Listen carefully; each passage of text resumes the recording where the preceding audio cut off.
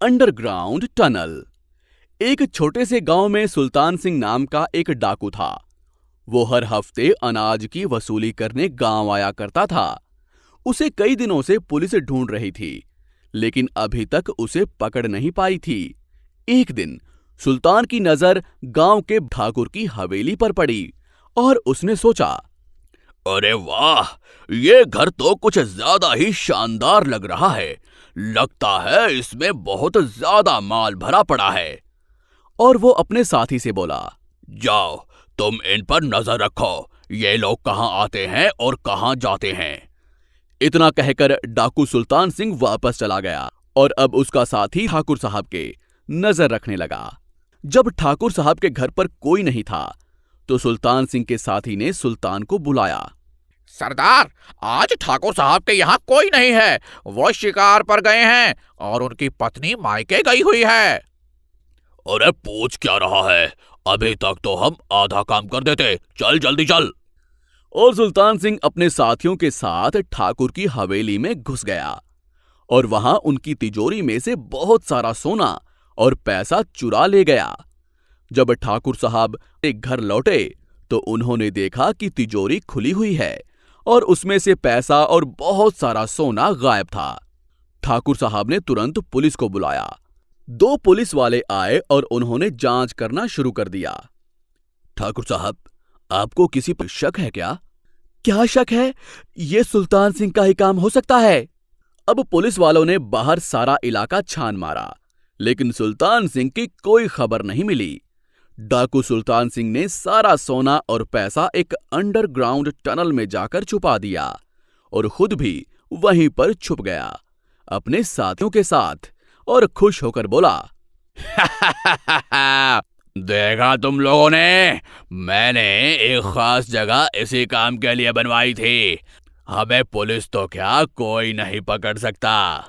कमाल की जगह है सरदार, आपने तो कमाल ही कर दिया। ऐसी जगह मैंने पहले कभी नहीं देखी। सरदार, अब ये बताइए कि कल किसके यहाँ चोरी करनी है? कल हम उस साहूकार के यहाँ डाका डालेंगे। वो अपने आप में बहुत ही ज्यादा होशियार बनता है। हाँ सरदार, उसकी सारी अकड़ हम निकालेंगे कल। और अगले दिन ही रात में जब साहूकार और उसकी पत्नी सो रहे होते हैं, तब चुपचाप सुल्तान सिंह अपने गैंग के साथ उसके घर में घुस आता है और उसकी तिजोरी से भी सारा गहना और जेवर और सारा पैसा भरकर ले जाता है। वहां उसको एक सोने की डिब्बी दिखती है। वो उसे भी अपने साथ रख लेता है और सारा सामान लेकर फरार हो गए। और जब सुबह उठकर साहूकार ने देखा कि उसकी तिजोरी से गहने और पैसे ठाकुर साहब की तिजोरी की तरह गायब हो चुके हैं, तो उसने फौरन पुलिस को बुलाया और साहूकार ने कुछ नंबरों का कोड पुलिस को दिया और उनसे कहा कि ये नंबर आप अपनी लोकेशन डिवाइस में डालिए, चोरों का पता लग जाएगा। वो कैसे भला? सर, मैंने तिजोरी में गहने और पैसों के साथ एक सोने की डिवाइस रखी थी, तो लगता है शायद चोर वो भी साथ ले गए हैं। ये तुमने बहुत अच्छा किया। हमें नंबर दो, हम अभी पता लगाते हैं। और वो पुलिस उस डिवाइस की लोकेशन के हिसाब से उस जगह पर पहुंच जाती है जहां पर डाकू सुल्तान सिंह अंडरग्राउंड टनल बनाकर बैठा हुआ था। अरे अरे अरे, ये पुलिस कहां से आ गई इस जगह पर? आखिर तुम पकड़े ही गए। तुम्हारी कब से तलाश थी हमें। इस टनल में तुम छुपे बैठे हो, गिरफ्तार कर लो इन्हें। पुलिस वाले और ठाकुर साहब ने साहूकार को बहुत ही शाबाशी दी। आज तुम्हारी वजह से मुझे मेरा सोना, गहने और पैसे वापस मिल गए हैं।